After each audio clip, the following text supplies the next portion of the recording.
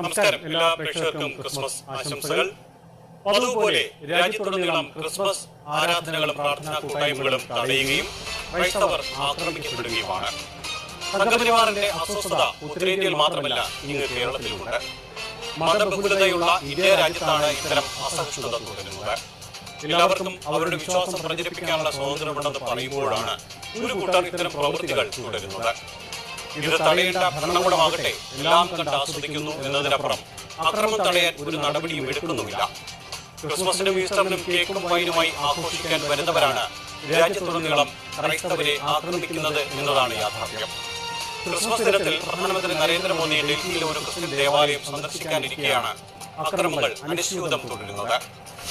സന്ദർശനത്തിന് മുമ്പായി തന്റെ അനുയായികളോടും സഹപ്രവർത്തകരോടും ഈ അക്രമങ്ങൾ അവസാനിപ്പിക്കാൻ പറയാൻ പ്രധാനമന്ത്രി തയ്യാറാകുമോ എന്നറിയാൻ സമൂഹം കാത്തിരിക്കുന്നു. തെരഞ്ഞെടുപ്പ്